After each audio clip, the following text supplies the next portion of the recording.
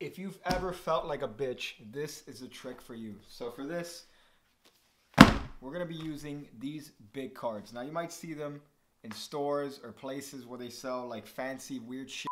But in this particular case, we're going to be using this deck to make you feel a little bit less of a bitch and more of a fucking man. Because we need that more in the Magic community. So first thing we're going to need to do for these particular cards is get them out of the fucking box, which of course we know is going to be a hassle. Now for this, you can have the spectator shuffle, so you offer the deck in package because of course there's going to be no man that could actually take a deck like this and shuffle it adequately unless they have a big black dick. So for this particular case, you have the spectator shuffle it face down, and then when they are set and ready, you could put that on the bottom of the deck so you can hand them another packet. This seems to be a very fair way of mixing or shuffling the deck, whatever they like to refer to in your country of origin.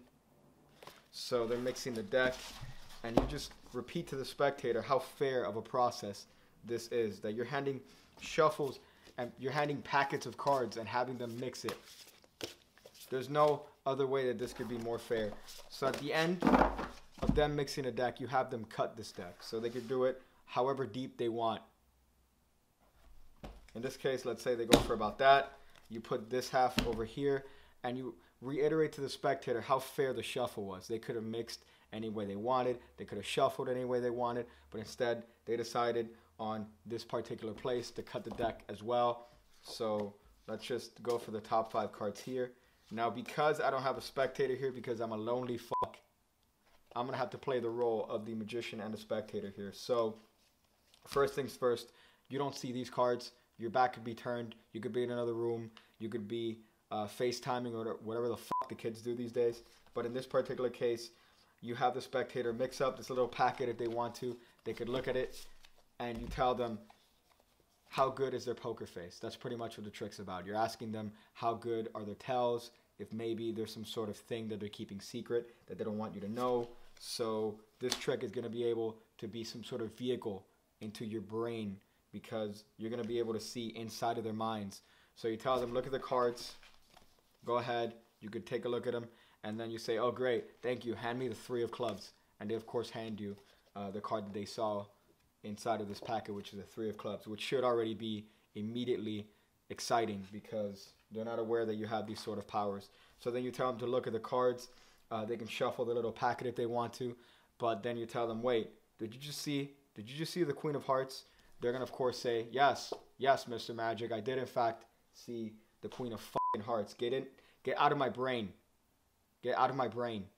I don't know how the fuck you're in my brain, but get out of it. That's the stuff that I often hear when I do this trick. So then they can mix it up even more. You tell them, wait, you have a couple black cards in there. And of course, this is an equal opportunity deck, so they're going to tell you yes. So at this point, you tell them, that's fantastic. How about you give me let's go for the medium one. Give me the 5 of clubs. And they hand you the 5 of spades. You've made a mistake, but it's okay because it's close enough. So to them, it's even more realistic. So you got 2 cards left, which is unbelievable at this point that you've been able to actually determine the cards without even looking at them.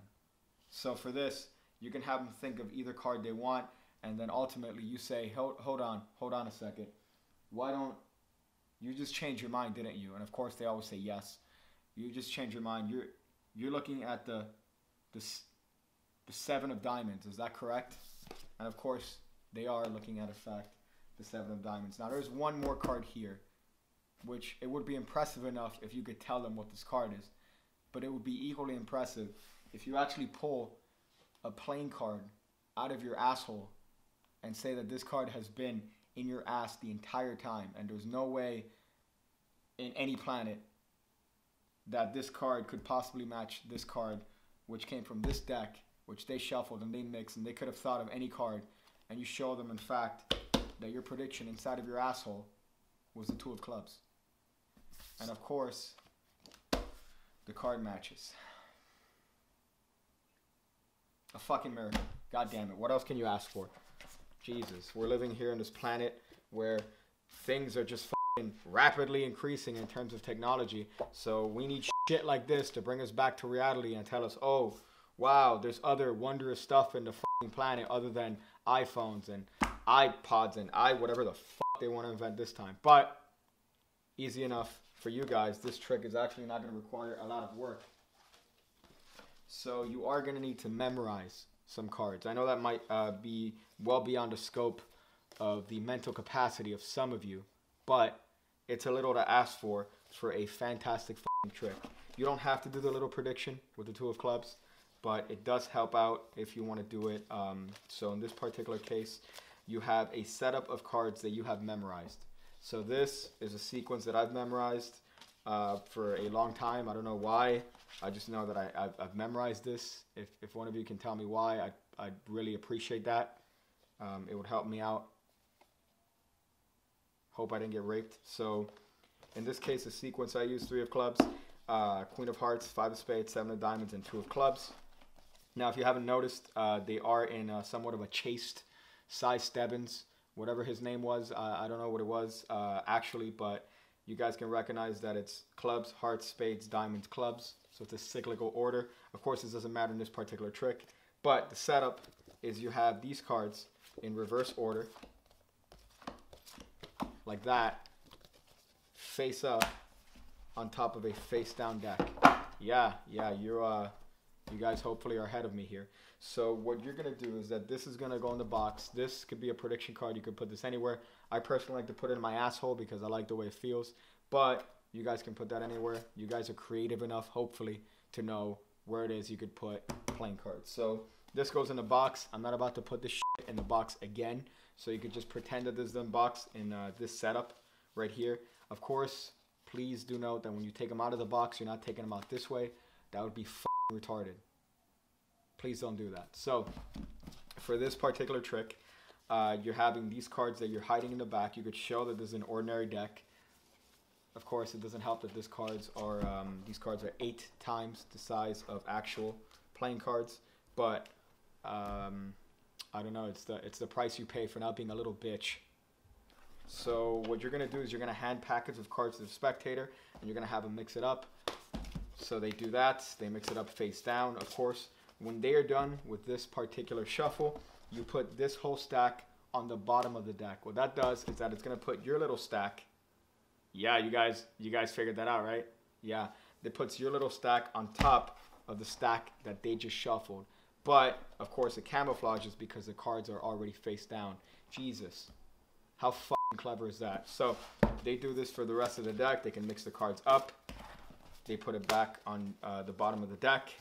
And you do this until you reach the face down cards, which to them should just be the cards that they mixed up, but to you, you know, is your stack. So once they're done mixing the last set of cards, this goes on the bottom.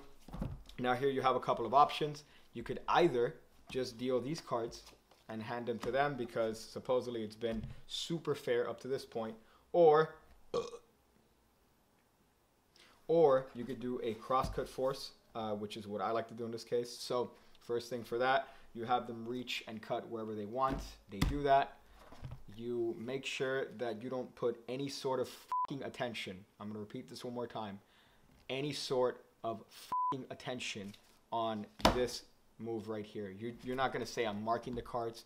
You're not going to say I'm going to put the cards in a crisscross fashion in order to remember the location where we cut the cards. Do not do that. Just, they cut the cards there. You have this half. You just stagger it there.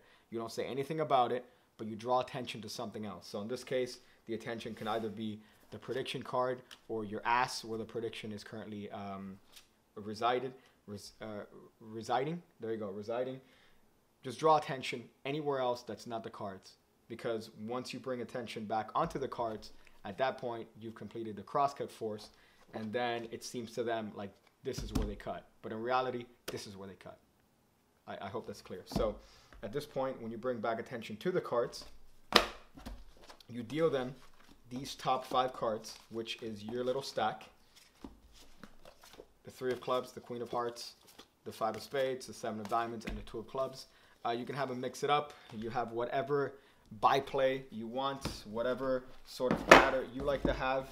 I know that David Blaine recently regurgitated a frog and did a similar trick to this on one of the talk shows. So you can do ham it up, copy him, all right, if you fucking want. But as far as this particular trick, I like to pretend as if they have some sort of freedom of choice when it comes to whatever cards they're thinking of. So you could take a little risk with this and have them think of any card they want, or to look at a particular card, tell them, hey, I want you to just look at any random card in the pile. Wait, did you just look at the Queen of Hearts? It doesn't matter if this is the card that they were looking at, because once you tell them to look at the Queen of Hearts, or if they're looking at the Queen of Hearts, they're going to be looking at the Queen of Hearts. So that's already impressive, because you're not supposed to know where the cards are or what the cards are. So that's just a little tidbit right there. Secondly, I like to, if I'm going to do the prediction, of course, you're not going to mention the 2 of clubs, because this is going to be the last card that's going to be on the table. So that when you tell them, oh, so give me the 3 of clubs, great. All right. Hey, did you just look at the Queen of Hearts? Yeah. Are you also gay? Yeah, that's great. Hey, you have 2 cards, right? No, you have 3 cards in your hand. How about you give me the 5 of spades and the 7 of diamonds? So you're left with 1 card. At this point, you can bring out your prediction and say the impossibility of this, play up the impossibility, make it something special to them. Remember, we're here for experiences. All right, we're not just here to do stupid tricks. We're here to make them remember you and how important you are. This isn't about them. So you show them the prediction, and then you show that it matches correctly, and everyone goes home hopefully happy, and makes them have a little bit less of a chance to kill themselves. So that's the trick. It's not only a trick, it's a principle. This shuffling action, that you have the cards set up beforehand and you can have them mix up the cards as much as they want. You could do that for any particular trick. You can have that with the aces if you want. It's up to you. But me personally, I just like doing it for this trick because it adds to the impossibility of having the cards shuffled and the cards thought. Of course, you don't have to do it with these massive cards, but if you do it with these cards, just know that you're a little bit of a bitch for doing it. But I hope you guys enjoyed it. I'm going to go jack off to reruns of Mind Freak. See you again, when I see you again, when I see you again, when I see you again, when I see you again, when I see you again, when I see you again.